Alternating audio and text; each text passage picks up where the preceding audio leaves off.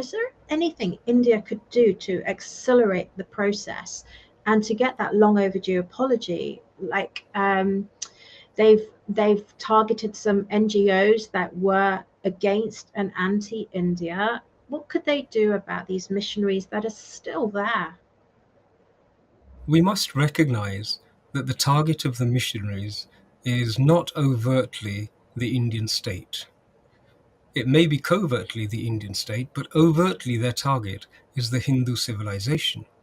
And so the responsibility, I think, falls on the Hindu civilization to appeal to the Indian state and demand that their rights under international law and under the United Nations charters on the rights of indigenous people are respected. So I think the impetus has to come from the Hindu community, not just in Bharat, but the diaspora community as well. Yeah. And I think once that voice starts to clearly articulate what its position is and what it needs and what it demands, then I think we will move to a situation where an apology will become closer to reality. But there is work to be done, and that work really will begin with the Hindu voice saying, hold on a moment, this is not good enough. You see, Saloniji, there is a process which is now becoming very clear and visible. The process is used by missionaries, and we are seeing it played out in front of us. Stage one of the process is exactly what Fiona Bruce MP and the Christian missionaries in the Freedom of Religion and Belief Conference were presenting to the world, which is that the world is in a terrible state. We are not responsible, is their position, for what the state of the world is, even though they are directly as a result of colonialism. So the first process, the first step, is the white savior mood. Yes. And then it's virtue signaling that the world is terrible. We have the solution to the problems of the world. Allow us to have unfettered access to be able to teach what we want to teach. And that's the process as it begins. Where it concludes is also being played out in front of us, and that is the apology for the erasure of indigenous civilizations.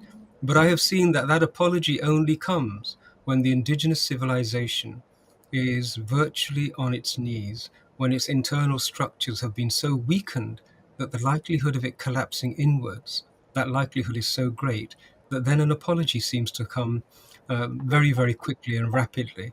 And the last thing I've noticed in all of these apologies is not a single apology says that we wish to have friendship outside of Christ.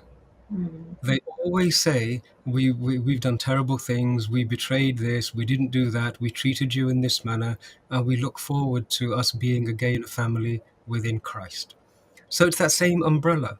You know, it's not saying that we came into your houses and your homes, we stole your children, or we killed them. So actually, our philosophy, our home, our family is guilty. And we want to withdraw from interfering in your lives, interfering in your practices. That's not what they're saying. No. What they're saying, we want to continue with much the same and absorb you into our family, now having weakened you to such a degree that your capacity to resist our assimilation is so weak. And so there is a disingenuity about the whole process. And this, I think, the indigenous civilizations are seeing quite clearly now.